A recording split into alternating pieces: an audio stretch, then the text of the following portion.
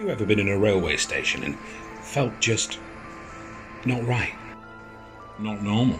Maybe even a little bit spooky? Trust me when I tell you, dear friend, you are not alone. The railways have been around for centuries now. We're going back to the start when they were an exciting new invention and were sprawling across the country in the midst of railway mania.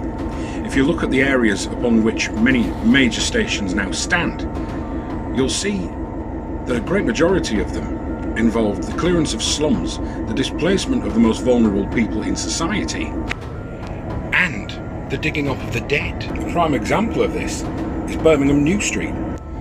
Birmingham New Street is the 5th busiest railway station in Britain, and it's the busiest interchange station outside of London. The geographical position of Birmingham makes New Street Station a natural hub for the country's rail network. But did you know that it's also claimed to be a hub for the supernatural?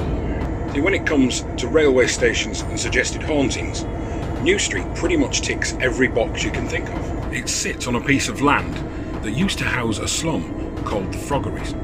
Now, Birmingham is built on a plateau, and the Froggeries formed the lower part of the plateau, which was seen as less desirable land. The effect of that being that the wealthy bought the land further up the plateau, and the lower parts were left to the destitute, the vulnerable, and the unwanted.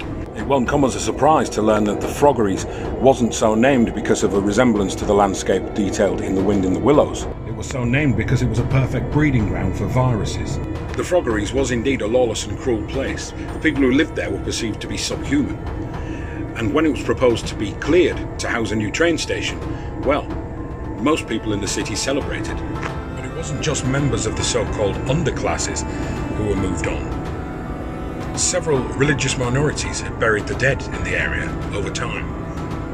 And in particular, a significant Jewish graveyard was dug up, the bodies moved and reinterred elsewhere. Clearance of slums? Check. Disturbance of the dead?